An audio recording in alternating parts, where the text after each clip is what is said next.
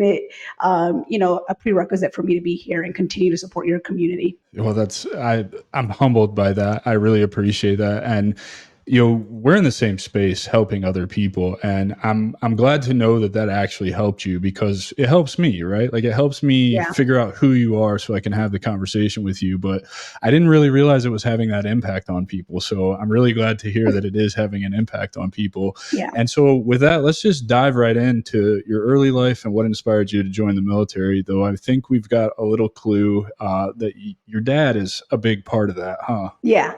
No, he really is still very instrumental within my decisions that I make.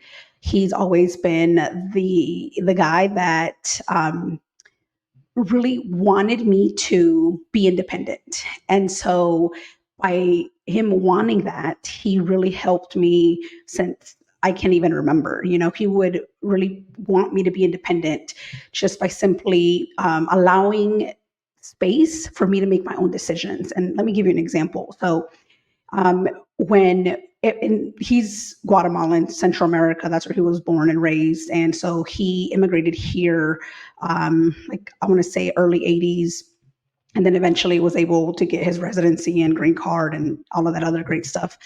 But he allowed me to, in the culture, greeting is a very important thing. It's, a good morning. Even if you're having a terrible morning, it's good morning. And so I remember it was storming. I was raised in Florida, and I was scared of the storm. I think I was 3 or 4, maybe 4 at the most. And we had visitors come by, and he allowed me to, one, be scared, but also within my fear of being scared, he also gently reminded me that we had visitors, right? So I'm pretty much still a toddler. And he was like, okay, Wendy, I know the storm is a little, it's scary, but kind of hinting like, okay, now let's do our greeting. And so I was scared, and I'm like, oh, should I like really get out there? And I was hiding underneath the table. So I was scared, and I'm like, but so big. And I come out and I'm like, oh my gosh, I'm supposed to be greeting them.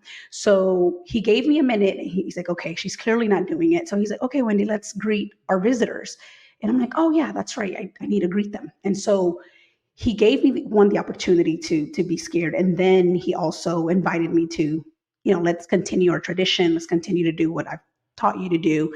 And so that's just a small example of allowing me to decide. And if I, wasn't making the decision that, of course, he wanted me to do, or in order for me to grow or be better at, he would then kind of give me a hint. And I think that was crucial for me, because it allowed me to be independent, right? And then with that independence came confidence, which, at every level of our lives, and I'm sure you've dealt with this, and just based on the stories that I've seen on LinkedIn that you post, we kind of lack confidence at every stage of our lives, no matter, where we come from, how much money in the bank we have, what degrees we have, what experiences we have.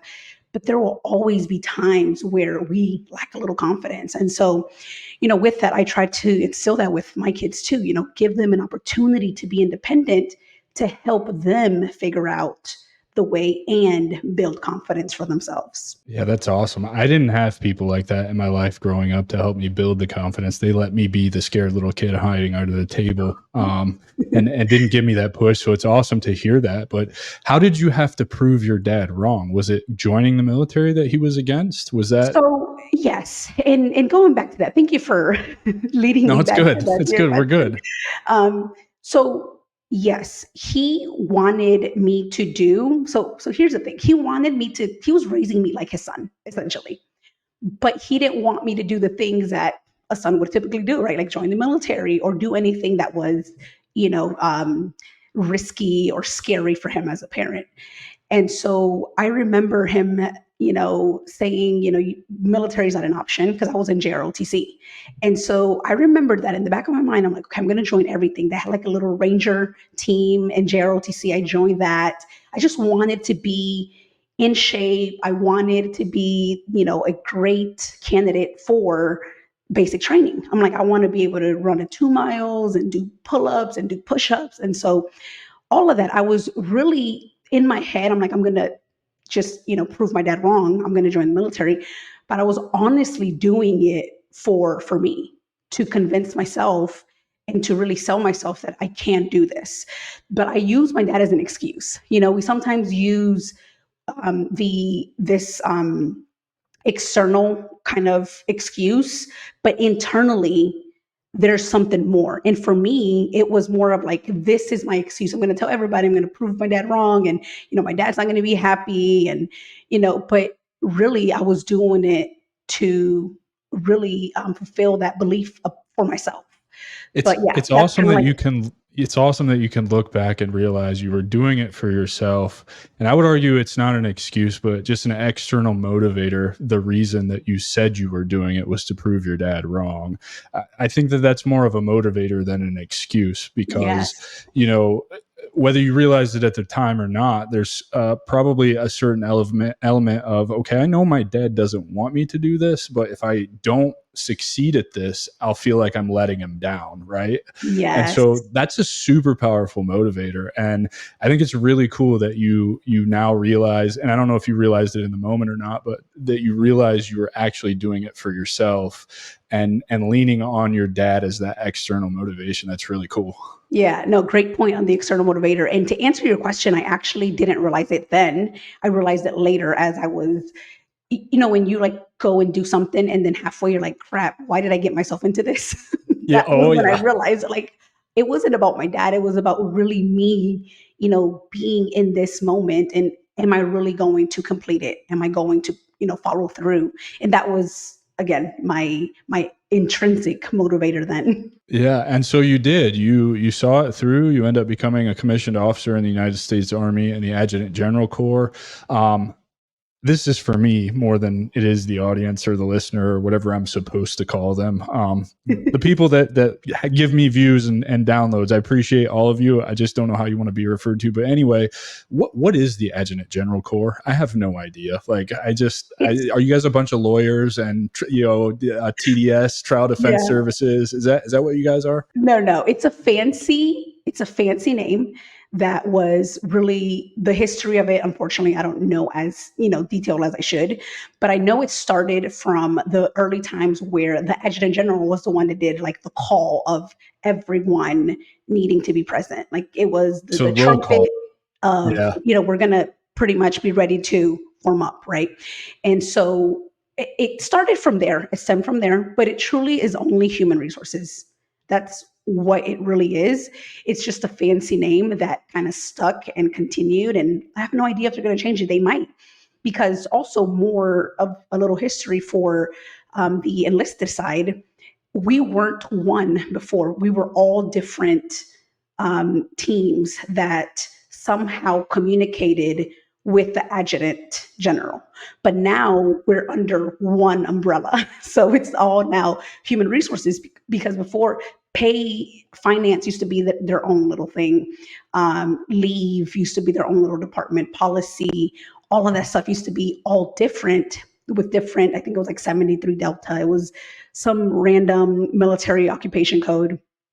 And now it's all, at least in the It's all Army, the same it's thing. all human resources, correct? They're all, no matter what unit you're in, you're going to learn to do everything from leave to pay to manpower, all of that stuff. Nice. So why did you go to the Adjutant General Corps? Was it just kind of what was offered to you? Were you interested in it? Why didn't you pick something else? It always fascinates me to see why people pick the jobs that they do. Yeah, And we've had a lot of infantry guys on the show, which is just, I mean, it's common, right? Like a lot of guys go infantry. They just want to do that. We get caught by the recruiting videos most of the time. I want to jump out of helicopters right. and Yeah. kick doors down, but sometimes people are forced into that. They don't get a choice. So, how did that come about for you? Yeah. So thankfully for me, I was given an opportunity to rank the job that I wanted. I think it's very similar. Like when we enlist, I was able to say, okay, here are my 5 options, but I really truly want to do this one thing. And for me, with when I was in school, at least the way ROTC is done, you get to go into they're calling assessing your position on what you're going to get, either by your duty station, by your job, and also by your component being active duty, reserve, or National Guard. So based on where you rank, and that's included with your GPA, your physical training test, leadership feedback that you get assessed on. So a lot of factors play into the job, the role that you get. And most importantly, knowing what I know now, the demand of the military when you're going through this process. Always Yeah. needs of the Army, It's right? right. It's always like what's going to benefit the Army or the branch, which of course makes sense. And so for me at the time, I had actually wanted to go medical service. That was like my number one. My number two was logistics, and number three was adjutant general, and then number four, I believe it was the top one of the top five requests had to be combat arms, and I think my fourth one was field artillery, and then everything else, I'm like, whatever I get is completely fine with me. But I was lucky enough to be able to branch human resources, adjutant general, because honestly, if I would have gotten anything else, I'm pretty sure I would have done well as well. But being a human resources officer for a unit organization, it allowed me to really see or show me who I really was, and who my audience was, who I was really serving. And it really helped me understand too why I was there. Because Well, we have and bad moments in the military. I relate to that a lot, particularly with what you're saying about HR, because when I got hurt, I ended up in a training room for a while and I got to see how the machine works. And I was like, man, like there's so much you just don't, everybody thinks a training room or having to work in a talk on a deployment. And I did both. So full transparency, my Afghanistan deployment, I was the talk NCOIC and the training room NCOIC at the time. So two giant jobs that I took on and did well at, but everybody thinks that's a death sentence in your career and it's just a terrible place to be. And at the time, I kind of had, as a line guy, right? Like as an infantry guy, of course, I want to be boots on the ground doing what I've done, my entire career. But it's just, I was a liability at that point because I was still hurt and somehow found my way into that deployment. But learning how the machine, like it was such an opportunity that made me so much better of an NCO, because now I don't need to rely on S1 to fix pay issues because I understand how all that works. I don't need to rely on S1 to, fix my awards because I understand how that works. Yes. I understand the whole process overall. And it was the same with the talk. Like, I, not to toot my own horn, but I created an entire system for the aerostat platforms on the TigerNet over there that had never been done before. And I had people reaching out to me of some very high rank, like, hey, how did you do this? How did you come up with this? And it allowed me to see the bigger picture, how the machine works, how the battle space works together in something bigger than a platoon or a company element. Now I'm looking at multiple, battalions on the battlefield at the same time and having to move troops around. So I absolutely relate to what you're saying about the human resources side of it and getting that peek behind the curtain. Yeah, no, I love that. I love that you bring this up because it really goes hand in hand on what you and I are doing right now with veterans. It's all about the beauty of the military background experience, right? No other industry field is going to allow someone that has no experience, no background, or certification on the one thing, right? In this case, HR, they're like, I know you can do the work because I know you as an individual, as an infantryman, and I know that you will, start running as soon as you hit the ground. And that is the beauty of our experience, our skills, our backgrounds, our abilities, because I'm telling you, nowhere else they would allow someone to do that. And then you have this opportunity to look at this, this career with different lenses, which helps you as a leader because now you have, like you said, people that work for you or that are on your team. And now you can say, you know what, Private Ray, I got you. I know exactly the form that you need. I know exactly the process. I want you to be at ease a little bit, right? Because that's what we do. We try to help them manage their emotions in a way where, sometimes they just need us. And we can't do it any other way, but just assuring them that we've got them. And that's what the military is all about. I think what you're hinting at is it really helps develop you into that beyond just the leader, but that servant leader role, right? Because now I can absolutely maximize how I'm able to serve those that I'm leading, because I have so much knowledge versus pigeonholing myself into this tunnel vision where all I know is how to be an infantryman. I know all the battle drills inside and out, and I can teach you all of those. But what are we looking at on a larger scale of professional Right. development, right? Yeah. So I'm interested. I usually ask people what the pivotal moment during their military service was that impacted them, but you answered that question for us in the advice that you got from a lieutenant colonel. I'm willing to bet that is probably the most impactful thing that happened to you while you're in. So would you mind sharing what that advice was and how that still stays with you in what you're doing today? Yeah. So here's the thing. It stemmed from a situation, a circumstance that started before my time with him. So just to give you a little bit of background.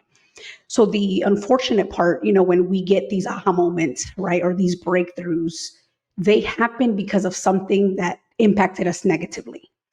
And for Correct. all of you that are listening right now, I'm sure you've heard Adam and all his guests come here and talk about moments where we've been hurt the most, but not necessarily in a painful physical way, but emotional way. And so for me, and what I would love everyone to take away is that my story may not be the same as yours, but I'm sure there's something similar.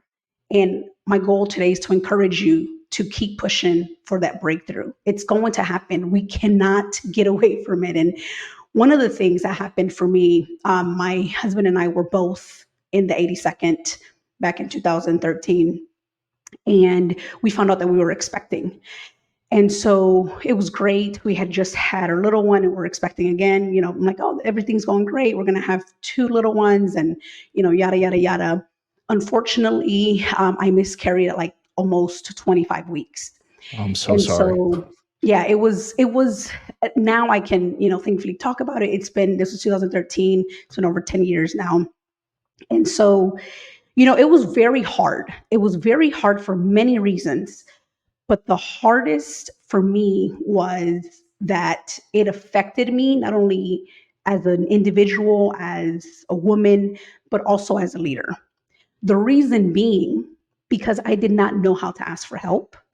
And I did not know, or let's say I did know how to ask for help. I didn't want to ask for help because I didn't know the impact of it at the time. At the time, when you are in the 82nd and you are a first lieutenant, brand new, for me, my expectations were very high. And I'm like, people don't have time to come deal with me. I'm not going to be someone that, they need to be concerned for. So I'm going to put on my big girl pants and I'm going to continue to push through. And I'm just going to do it this way. Long story short, there was a report that needed to be out for the battalion commander, and that report didn't go out. So now the battalion commander got dinged on it. That meant that my OER was then impacted. That meant that I didn't make the first selection of becoming an officer, a captain, an O3. So that meant that I was now behind my peers. So one, I'm already insecure. Self-doubt's already coming up. I'm like, oh my gosh, they don't have time for me right now. I'm going to be okay. So that's already happening. Then I don't make the list. So here we go. Another reason, you know what? I don't belong here. I need to get out. I need to find a way to get out.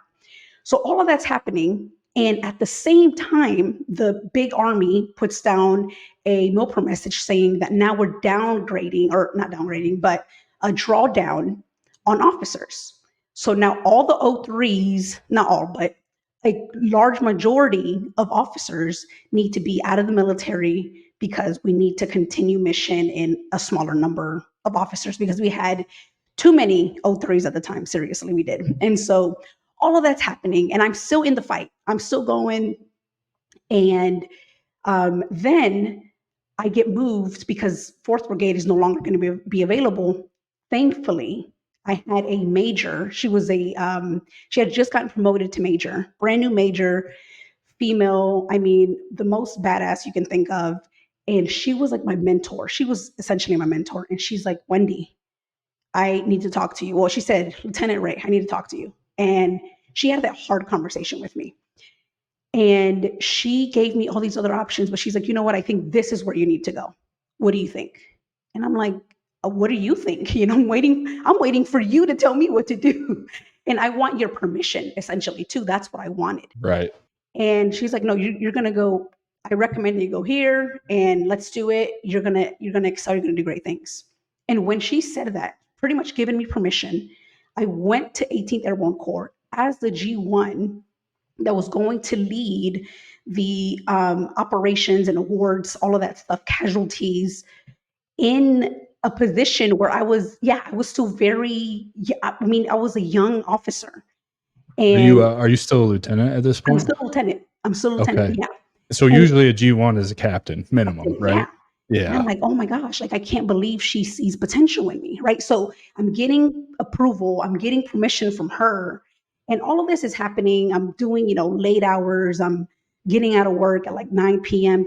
because we want to make sure that these officers are getting, their benefits taken care of. They're going to the units that they need to, we're actually downsizing. And so, in reactivating the unit. So I guess she's like, oh, Wendy's doing a great job. She knows how to handle herself. I think she'll perform and she'll do well. So all of that to say, I go now to 18th Airborne Corps, still, a little shaky, not taking care of myself like I'm supposed to, but I'm still in the fight. I'm like, I got to stay in the fight. Going back to what we were talking about, right? I'm like, I have to follow through. I have to keep going no matter what. And so I get to 18th Airborne Corps and we get I'm new, pretty much the whole team is new. And then within a couple months and 90 days, we get a new lieutenant colonel and he completely changes the game. He's, this is how we're going to do business in a great way, right? He sets actual like SOPs and everything, this is how we're going to move. And the one thing that stood out to me was that he took time with every single person from lieutenant colonel all the way down to private, like E1. He So met with, Private Snuffy is getting a visit from this lieutenant colonel, which is, for those listening, that's pretty rare. Unless that private is his driver, usually they're probably not interacting with anything less than, in my experience, a staff sergeant at minimum, right? Yeah. And so already I'm like, man, I like this guy. He's a people person. And it makes sense, right? He's in the AG field. But I had never really experienced that before, to again the lowest level and even just wanting to know everything. And the one thing that he says, if you really want to continue to excel and be here, you need to take care of yourself so that you can take care of other people. And I'm like, who has been talking to him? Did somebody tell him all of my business? And then, for me, it was again insecurity and doubt. And he's like, listen, you got to take care of yourself. How can I support you? Well, and it's a lot more than that. And I want to talk about this whole, experience because, when you miscarried, you let that slide, right? And rightfully so. Like, obviously that's a huge emotional event and you should have had leadership looking out for you to cover down on whatever it was, checking in with you. But you said something that I heard my entire career, and you have to remember I'm an old guy. So I came in 03. I got to my first unit, basically somewhere around 2 weeks to a month after they came home from the invasion of Iraq, right? So life for me was miserable as a private, but also what that instilled in me is it's not okay to ask for help, because I did watch dudes' careers get ended for saying, I'm struggling with this. And for those of you that don't know, like, the invasion was a completely different fight from what the entire GWA ended up turning into. Not that they're not both traumatic and awful, and we didn't have terrible experiences, because we did, but it was just different. It was very different, and there was a lot of dudes struggling because the fighting was intense during the invasion. I mean, it was conventional warfare, kind of similar to what we would have seen in World War II, and I watched guys go get help because they're struggling mentally. And that became the mantra, is like, take a knee, face out, drive on. You're not getting help because it will ruin your career. And particularly units like the 82nd are notorious for shit like that. And I was also still in when this was going on for you in 2013, with the drawdown. I remember that. I remember them pushing all the combat experience out of the Army on purpose. They didn't want anything to do with us. They didn't want to take care of us. They didn't want us in leadership roles. They would find any excuse they could to put us out. And so I'm not surprised that you had more, issues, because now you're behind your peers, like you said, for that bad OER or, just a negative mark on your OER. It probably wasn't overall all bad, but all of that could have been solved if somebody would have let you know that it's not weak, it's not inappropriate, and it's actually encouraged to just ask for help.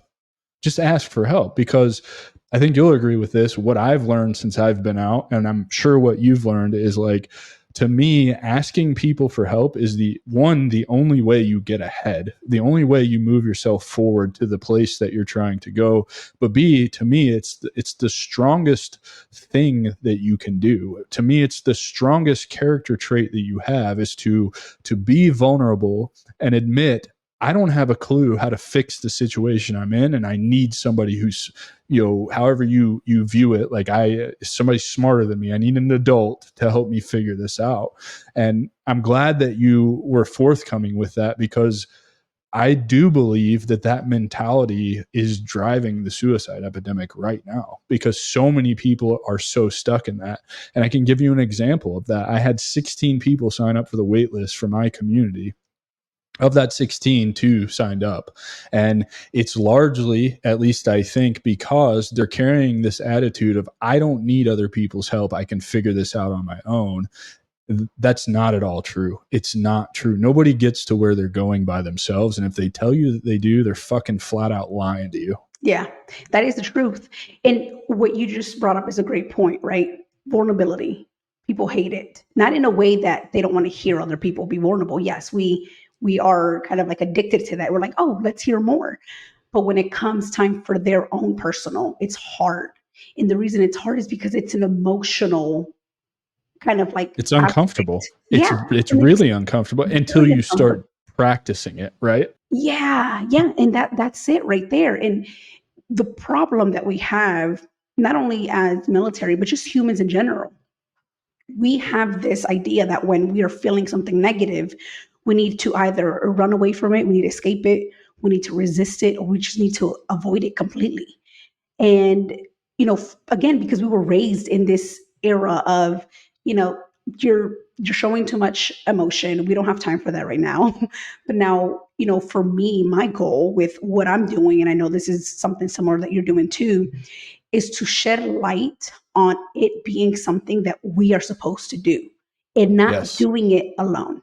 Right? Like you said, I love that you're building this community. By the way, I love all of your emails, because they just really, I'm like, okay, I need to be doing this too. But it's just a way to, to keep me going as an individual. And I'm sure we all need reminders, right? Even if it's through an email, through a call, through this podcast, we need reminders, because here's the thing, especially when we leave, for those of you that are possibly getting out soon or already out, belonging becomes something that we really desperately desire, because we come from this environment, this community, and now we want to belong elsewhere outside. And it's hard. It's hard because we can't relate to the civilian and normal people that do things differently for the most part. But we can get there. It's just a matter of like how. This is so awesome. I'm so glad you're bringing this up, because I literally last night just had this conversation with my wife. I'm doing a lot of nonprofit work, and with qrfhub.org, and I am the director of recruiting, but I'm leaning all the way into that role. And it's funny that you're talking about this, the vulnerability, the getting help, the understanding that we have this desire to belong. And I literally said this to my wife last night. I was like, I love this recruiting gig with this nonprofit, because I said when I got out of the Army, I don't know how I'm going to make it happen. I don't know what it looks like, but I want to lead, and I still want to work with soldiers, right? And I now somehow, it took fucking 9 years and a lot of a lot of darkness, a lot of ups and downs and peaks and valleys, but over the last 8 months, I've been able to build a thing that has opened doors for me, that has put me exactly where I said I was going to be 9 years ago. And it's awesome to feel that sense of belonging again, right? Our ops guy is an SFAP guy, another infantry guy. Our founder is a Marine infantry guy, right? We've got our social media. It's being a part of that environment again, all on the same page, all after the same mission, which to me is just the most important mission that we have right now, is taking care of our veteran community, brothers, sisters, first responders, all of it, and you speaking to that sense of belonging, and me sitting here having just discovered last night, or had enough awareness to realize, like, I find myself in that position, it's so awesome. And I want that to be a lesson to those of you that are listening. Like, you can accomplish and do anything that you want that resonates inside of you. You just have to figure out how to make it happen. Yes. And I love that you brought up a great point. I love that you said it took 9 years, because it's not going to happen overnight. And that's another piece, right? That especially in the military, we have to do everything yesterday. We move with purpose. And when we get out, or when we're doing something that's not necessarily military related, and it's not working right away because we're so used to the hustle, we're so used to getting things done 1,000 miles an hour, we get disappointed, we get discouraged. And I want you to hear this. It's going to take time. You're going to have to invest your time, sometimes money, for the most part, your time. And that's valuable. I mean, 9 years of all amazing things. Maybe they weren't all amazing, the 9 years. No, they were awful. So most of them were awful. It was a lot of what we all go through, which is why I started everything that I'm doing, is because it doesn't have to be that way. It really largely requires, a few things. For those of you who are transitioning out, you need to understand that your identity is not the military. You are someone completely different from what what you think you are, or the military says that you are. The second thing is, you need to get out of that fixed military mindset and start adopting the growth mindset, because that allows you to see the world from different lenses and understand that you can largely trust your gut on a lot of things. Like, you're that intuition, that feeling you get in your gut that tells you, I'm fucking miserable here, I hate this career, or I don't know who I am, I need to figure that out. You need to listen to that, because it's almost like it's like this sixth sense, if you will, telling you, you're not where you're supposed to be, and you should fucking do something about it. And the third thing is you need to be willing to invest in yourself, in terms of being vulnerable, asking for help, spending some money on yourself, whether that's hiring a coach or a mentor, or, in my case, I just started knocking down doors and cold emailing and DMing people like, hey, I'm a guy, you're a guy, you're doing cool things, I want to do cool things, what can I learn from you? And hopefully, that's similar to how you view it. I think it's very similar. 100%. And this is why I love that we're both doing coaching with the communities that we're building, right? And one of the questions that I get a lot is, why women, right? Why not everyone? And, I love that question for many reasons, but most importantly, because I want to provide and create a space for women to feel safe.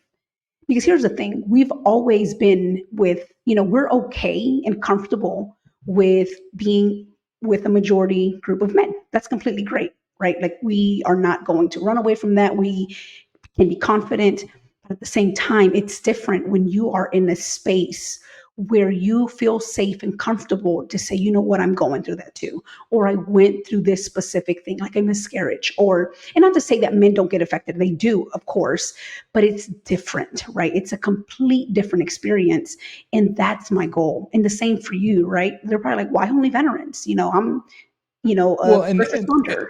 Exactly. Like I think it doesn't even have to be that, right? Like it doesn't need to be Wendy, why women, Adam, why just veterans. It's because I and you and I both know we cannot help them all. Like, we are one person, we can't help them all. So let's speak to those that we can help. Let those latch on to us, that we can help. I would also argue, why women? I've had some very disheartening conversations with women on this show about some of the bullshit that you guys go through with MST and harassment and just generally having to work twice as hard to prove yourself, which I absolutely think is bullshit. And unfortunately, I wasn't around it just due to the nature of what the infantry was when I was still in. It was not open to females. Combat arms were not open to females until I think right around 2013-ish, right? Yeah. Am I right? Yeah, it was starting. It was still pretty new in 2013, but it really evolved around 2016 is when. So yeah, Wendy, why women? Well, because I'm a fucking woman who served in the military, and I can relate to these other women with the things that they went through. I think it's largely why do I have mostly combat arms guys coming to me? Because I was a combat arms guy with arguably more combat time than the vast majority of infantrymen who served from 2003 to 2015. You know what I mean? Like it just is what it is. The fact that you should be looking at is these are veterans out here helping other veterans. Like that it's really that simple. You shouldn't have to explain yourself as to why.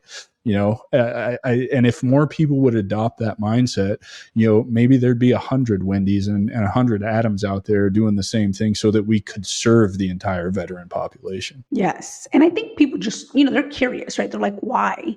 And, one, I appreciate their curiosity, but two, it's truly just to offer women that space. That's my biggest why, because I wish I would have had that space when I was in. When I'm like, okay, what in the world am I going to do when I get out? Who the heck am I? Right? Like, where do I go from here? How did that come about for you? What was the decision to get out and how did your transition go? Oh gosh. So with that, we wanted to make it a career. 20 years, we're all in, we're committed. But life happens, right? I mean, we get injured. We are told that now is your time to leave. And so that's what happened for my husband. And then I tried to continue. But as we continued, it just was not working. Kind of like what you said earlier, you have this little voice or kind of like this gut feeling of like, this is the time to move on. And here's what I want to add to that too, and a recommendation for those of you that are on the fence, because I know some of you are like, should I get out? When should I get out? Do I need, a year, 3 years to get out? Here's what I want to offer you to do, especially if you are, married or you have family that are truly depending on you as dependents during this journey. Take a moment to ask yourself, why would you want to get out? And that's what I asked myself. I'm like, why do I want to get out? And I'm like, I don't want to get out. I don't want to get out. I really don't. But then in the back of my mind, I'm like, no, I do want to get out. I want to be able to be there for my kids more than I am now. I was at Fort Drum with my 2 kids and my husband, and I was at work. I would literally go into the gym at like 4 a.m. so that I can be at work by 5:30, a meeting, and go to PT, go get ready in the same unit, then work all day, probably get home at like 8:30 at night and do it all over again. So I would see my kids for maybe an hour at the most. And I'm like, do I really want to keep doing this? And the answer was no. And so now, if you do get to that point and the answer is no, how can you make the best out of that time that you have there? And also, how can you make the best for your future self, for your transition post-military? And so with that, you'll then get an idea of really why you want to get out and the reason. Because here's what I always encourage the women that come to me. They're like, I'm not motivated anymore. I'm not in it anymore. Because I've had women that come to me, senior NCOs, I don't know. I'm not motivated. I need to get. It's time. Yeah. It's time to go. It's time to go. That is that intuition we're talking about. If you don't enjoy, particularly as a senior non-commissioned officer, it is time for you to go. You've put in enough time, but also looking at it in a way where now, how can you then still find passion even when you know it's time to go? That's what I want you to look at. What is it that you can do in this moment to continue to ignite that passion, that fire, so that you can make the best experience possible? Because if you don't, you are going to feel resentment for you as your career, as a leader, and for the military itself. And then you're going to be getting out and you're like, oh, the military this, the military that, when you could just start igniting that fire and that passion now for that transition, because it's going to happen. It's just a matter of when. Yeah, absolutely. Oh man, that's so good. So what did your transition look like? Was it pretty easy for you? Did you have a really good idea what you're going to do, or was there some struggle there? I didn't.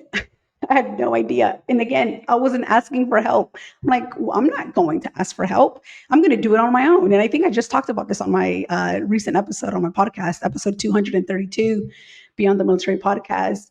And I couldn't ask for help in a way where I thought I had it all figured out, because I had a master's degree in human resources. I'm like, I can go out there and look for some job descriptions, apply my resume. I did do one thing right, though. I did sign up for a program called Onward to Opportunity, where I was able to see, the professional human resources certifications, project management, and I was able to be a part of the SFL TAP Soldier for Life transition at Fort Drum. I did learn a lot from those programs. But what I didn't do, and I wish I would have done, and I encourage women to do now, is network. And I think you've heard me talk about this before. Oh, this is my jam. Network, Yeah, this is my jam. my transition would have been completely different. And again, going back to the struggle, sometimes we need to go through that in order to really see that we need to come forward. We need to learn from it. Yeah, I love that you just touched on that. And I think a lot of what stands in the way of us getting out, because I agree with you. Networking is, there's a reason, and I used to think it was cliche. I didn't really understand it until I did. But the network is your net worth. I mean, man, that really rings so true to me, mainly because I've seen what's happened since I started building my network and the doors that it has opened for me. It's miraculous. It's quite unbelievable, if I'm being honest. But I really think the reason we don't, particularly at the enlisted level, we don't teach networking. Like, it's not something that's spoken of, right? It's one team, one fight, your brothers, to your left and your right. That's it. That's all you concern yourself with. But also, I think, part of why networking is so hard is because, we haven't started the healing journey. We're angry. A lot of our careers end, like mine ended 7 years shorter than I expected it to. I was med boarded out, medically retired. And so I was angry at the Army, angry at the way my career ended, angry at everything all of the time. I wasn't a people person. I didn't want to talk to anybody. I didn't want to go out in public. I didn't want to be at events. If I didn't have some kind of relationship with you already, I was not interested. You sound like an infantryman. Yeah, exactly. Yeah. But I think that really is kind of a problem that we all face when we get out, because the military is such a different experience. There's genuinely no place like it on earth. You cannot replicate the environment across all MOSs and all branches. You're not replicating that anywhere else than the military.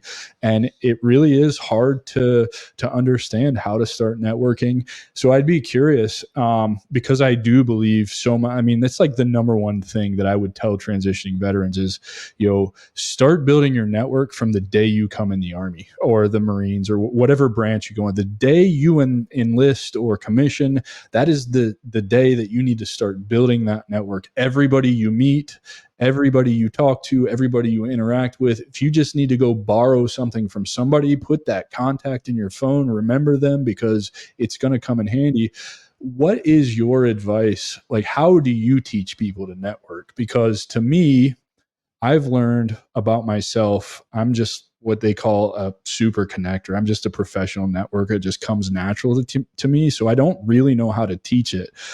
I'm curious to hear your opinion on how you teach people to network, and then I'll tell you how I do it. Yeah. And before I do that, I want to say that you probably don't know this. I don't think I've shared this with you already, because it happened like last week. Someone reached out to me and they said that they were connected to you. And I'm like, oh, that's even better. Yeah, let's talk, right? That's just an example. And again, you are a super connector. And I love that you started by saying that you were the opposite of that, because some of you need to hear this, right? You maybe classify yourself as an introvert, classify yourself as I don't like other people, or I'm just not a social butterfly, which is completely okay. And to answer your question, I would start with, here's the thing that I always encourage and emphasize with the women that I'm working with, or anyone. I was actually on the phone with an NCO. He and I work together. His military occupation is he's transportation. He was put in my unit, my office, to help us and support the entire brigade. So you got an 88 mic and an Yeah, ass 88 one Mike. stop? That's what I'm talking about. Yeah, and so we're still connected, right? And he started networking, same thing like you. Now he's injured. Now he's leaving the military. And one of the things that I emphasize is to keep it simple. Keep it simple. We love to overcomplicate things, especially as women. We're like, we need it to be fancy. We need it to be cute. We need it to You be. said it, not me. I did not say that, for the record. Wendy Ray said Most of that. us, most of us, if you're like me, it needs to be perfect. And again, it is the military mentality to some point or some extent, because we want it to be great. And here's the thing, keep it simple, B minus work. Anything that is third grade level language, go for it. If you need to go to that level, it doesn't need to be fancy. I want you to think about it in a way where you are now preparing yourself for the next couple of years, because we do not know what the future holds. We really don't, especially in the military. If you are airborne, you're jumping out of airplanes, this is something that you really need to do now. Like, you have no idea, like infantry, any combat arms, really any type. Again, family happens, right? You may have a family situation. You may be HR like me, but family happens. And so, in order for you to do that, I encourage you to start simple. So, that's step number one.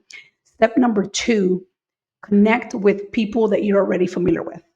So, I know you know at least one person that got out 20 years ago, 10 months ago, a day ago, and say, hey, Wendy, I know you just got out, or I know you're getting out in the next month. Let's stay connected. Here's my Instagram. Here's my TikTok, whatever Gen Z or, whatever generation you are, or whatever platform you enjoy the most. Let's stay connected, or text message.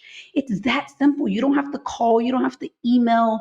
You don't have to make it this grand announcement. You just say, hey, let's connect. Okay, that's step number two.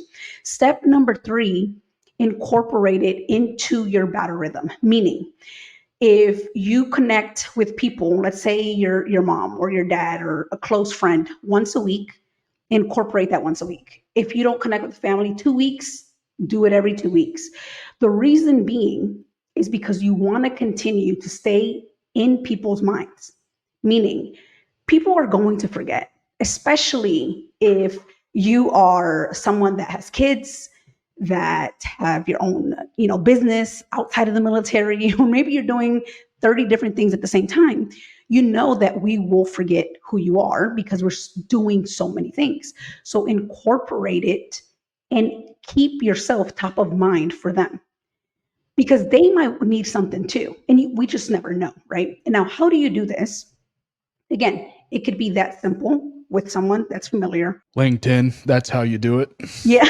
LinkedIn. That's, Yeah. I honestly, I say that because it's such a high leverage platform where, because I agree with everything that you're saying, right? All those steps are important, but it's really nurturing the connection and the follow up. And LinkedIn has that built in through posting, because when you connect with somebody, you reach out to them in the DMs, and my messages are really simple. Like, hey man, I love what you're doing in the veteran space. Love to connect with you. Half the time I don't even send a note anymore, because they can just see I have so much content and what I'm about, and you can get to that point as well. But then the follow-up is done for you based on what you're posting about, as long as it's on brand and on message and aligns with what you originally reached out to that person to do. And in like my case, an example is I'm just looking for everybody that's an entrepreneur in different spaces, so that I have connections that I can send all these veterans that come to me with their questions. If I don't know the answer, I do know I have somebody in my network in finance that can answer that question. I now have somebody in my network in franchising that can answer those questions. I have people in my network in the insurance industry that can answer those questions. It's so powerful. Just yesterday, a couple of weeks ago, I had an insurance people reach out to me wanting me to get back in the industry, not interested, whatever. my best friend called me. He's like, dude, I need something. I was like, I got the perfect thing for you. Like this, you would be perfect for this. Had a phone call with them yesterday, meeting with them on Monday. If they can close my best friend, they get me in the deal too, right? Like everybody wins when you start building a network like this. And it doesn't take a whole lot of effort. There's nothing to be afraid of once you understand the worst thing that they can say is no. You're going to get 100 of those before you get a yes. And it's not personal. It's in fact, they're never even going to remember that they told you no. And in fact, some people will come back around after they've told you no and be the ones asking to be connected to you. And that is the coolest feeling in the world. Yeah, I love that you said that because that does happen. And oh yeah, it happens all the time. Yeah. And some people will tell you no too, like you brought up a great point. Not to say that they don't want to help you because, I mean, let's face it, we love helping people because it feels good.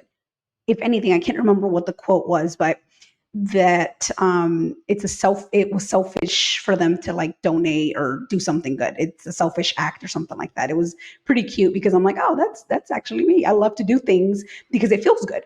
But that's pretty much almost any human on this earth. But it's not that they don't want to help you, it's that they have a lot going on too, right? And it's sometimes, or at least the way I see it, that no is good for me because now I'm stretching and reaching out to people that maybe I never really considered, and now I'm pushing myself to do something out of my comfort zone, which is great. And then on top of that, it's great that they told you no from the beginning. They're being honest. Then if I'm like, hey Adam, can you help me? You're like, yeah, I can help you, but I don't have time. And next time you're trying to help each other, oh, I don't have time. So now we're wasting each other's time. Networking sucks. It doesn't work, right? And so again, that's a mentality that we would go into if we get stuck with someone that lies to us and says, yes, I can help you, or I be able to support you when they can't. So if anything, appreciate and be grateful that they told you no, and now you're pushing yourself to network somewhere else and That's such a find the great best out of point. it. It's such a great point because you get told no, or getting told no is better than a soft yes, where you then like, hey, can we get on each other's calendar? Somebody sends a calendar link and nothing ever gets booked, and you're just like, well, what's going on here? I'd rather get a flat out no. To me, a no is really just the universe telling me that's not the door I'm supposed to open. It's time to move on. Yeah. Like honestly, it's I don't take it. I used to take it personal, right? Yeah. Like when you start out, you're going to take it personal. It's hard not to, but you will very quickly develop a callus to that. And you'll be like, all right, fine. Fuck you. Don't come knocking on my door when I do make shit happen. You know what I mean? If you can adopt that attitude, and they will, they really will, which is a good thing because then you're showing up as who you are. You're showing up with value, providing value. Like you said, LinkedIn is such a powerful tool. I love LinkedIn. And with that, the community aspect of it, you just never know who that person can connect you or who you can connect that person to. Just like you did with your friend for the insurance stuff. I mean, it's powerful. And again, you can start with simply one individual. And then when you feel comfortable to expand that network, okay, now I need to find someone in the real estate because I'm going to buy a house in 3 years, whatever it may be, right? Like you want that support because you're building trust, you're building this comfort space, this space of I can do things even when I don't know all of it because I have someone that knows or has more expertise in this topic. Yeah, I love that. And it's I think where people go wrong in networking is they just try to cast too wide of a net. And by that, I mean, you should be trying to network with people who are in a space that you're actually interested in or think that you might be interested in. Yes. I'm not going and connecting with project managers and Lean Six Sigma black belts, even though I have 2 of those certifications. I have a green belt and I have an agile project management certification, mainly because I'm trying to open some doors through some programs that require you to have those. That shit doesn't interest me. I don't need people in my network like that. So you're not going to see me out there networking with Lean Six Sigma or Agile Scrum Masters or anything like that. So, that's my caveat to networking is it really is as simple as reaching out to people that you're interested in, Don't be afraid. They put their pants on one leg at a time, just like you do. They're not any different. And I think what you'll end up finding is some of those people with 34, 35, 36,000 followers are actually way easier to talk to than some of the people with 500. Yes, 100%, because they've been doing this for so long and they just love to continue to network. And that's a beautiful thing to do. And the last thing I'll say with kind of like, keeping it simple and just reaching out with people that are within the common, that you're comfortable with, and just starting there, join a community. It could be a LinkedIn community, a Facebook community. It could be the strategic veteran community. Join a community. A stronghold. Yeah. Join my community. I'd love to have you. I promise you, we're doing some really awesome things in there. And some really cool connections have already been made, and we've only been launched for 13 days. So exactly. So, join a community where you are going to be able to invest time. And if you need to invest money as well, that that's going to pay off. Here's the thing that really sometimes bothers me is when we don't want to invest or have any monetary investment. And I think that this comes a lot for our military community because we're so used to getting everything covered for, which is great. I'm not saying that we shouldn't. We should. But there comes a time where you got to get out of the entitlement mindset. You're not entitled to shit. You're not entitled to shit. What you're entitled to is working hard for what you want. That's what you're entitled to. And I'm so glad that you hit on this point, because you're willing to go spend $50,000, $60,000 on a college education, sometimes way more, double, triple that. You said college. I thought you were saying a car. No. Yeah, cars, right? But college, right? You'll take fucking student loans beyond your GI Bill to achieve this degree and then struggle to get a job. But you won't go invest $20 a month to be a part of a community of like-minded people who have industry experience and can prove to you their success. To me, that's more valuable than any institution's piece of paper degree. You're going to learn so much more by talking to others than you are by being stuck in a damn classroom being lectured at. This is coming from somebody who took that traditional get out of the military, use your GI Bill, went to flight school, got a bachelor's in business and psychology. It's done fuck all for me. It's done nothing for me. You said I took this traditional route, which it is pretty traditional still. But here's the thing, right? I love that you touched on that, and be willing to invest, right? Be willing, no matter what it takes, because the return on investment, I think, is there 1,000-fold. Because you're in a group where you want to be there, and you're willing to make mistakes. You're willing to do this with others around you to hold you accountable. Yeah, I love it.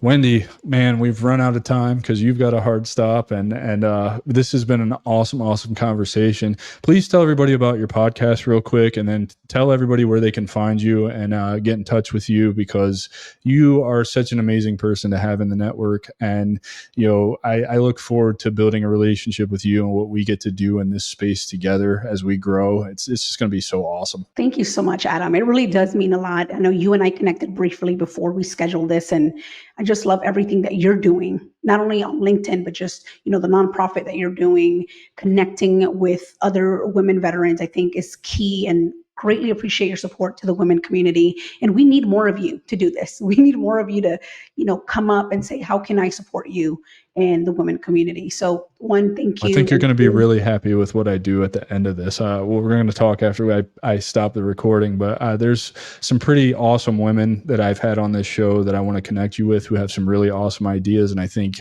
you could be an instrumental part of that too. So yeah, I'm happy to do it. And just to clarify, like, my show is largely male dominated. For whatever reason, women aren't, I guess, resonating with the show. And I've had 5 or 6 on. I'm open to everybody. I will help everybody. I genuinely want to help the entire veteran community. So clearing the air on that, it's not my fault. I've opened it to everybody. Please come my way. I will talk to anybody. I mean that. Yeah. No, and it will happen, right? I think it takes time as you continue to evolve, and as I continue to evolve too. I think it's a matter of, then maybe I'll have some Coast Guard women. Right now I have like 0, but I have zero Coast Guard at all. I can't Right. wait to get a puddle pirate in here. Right. Yeah, exactly. So I think it's definitely going to happen for us. But also, thank you for this opportunity. It's been a pleasure to not only speak to you, but also with your audience. And, for those of you listening in, please leave him a review, subscribe to his podcast, follow him on LinkedIn. A great individual. Love watching all your videos because they just motivate me. He's either walking or he's showing off the beaches in Florida, but that's okay too. Yeah. But yeah, no, you'll learn so much from just your connections that you have. And so again, thank you. And for those of you that have not connected with me on LinkedIn, please do so, especially if you're getting out of the military. I not only post content on their videos, but also my podcast episodes, Beyond the Military Podcast, where you will learn career tips, life tips, any emotional and mental tips you can get there, because that's what I'm all about. I have a 9-to-5.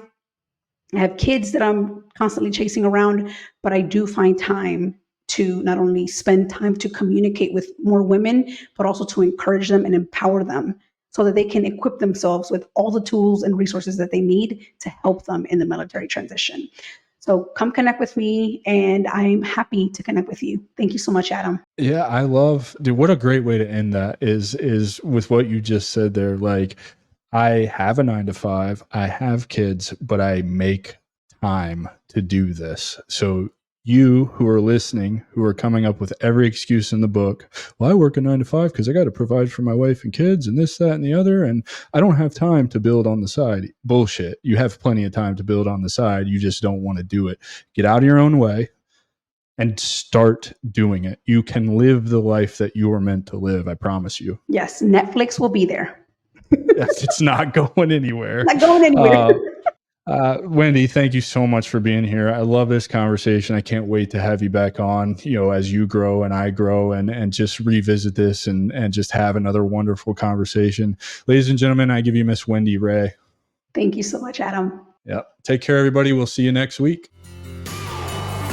That's our show, and I'm truly thankful you've joined us at The Strategic Veteran. If our conversation today sparked curiosity, or if you're ready to elevate your game, I'm here to help. Visit thestrategicveteran.com for exclusive show notes and resources, or to book a coaching session directly with me. Take a moment to subscribe to our podcast and share your review. Your support makes all the difference. For more insights and daily strategies, let's connect on LinkedIn and keep the conversation going. Remember, this isn't just a podcast, it's your strategic advantage in action. Until our next rendezvous, stay bold and continue the mission.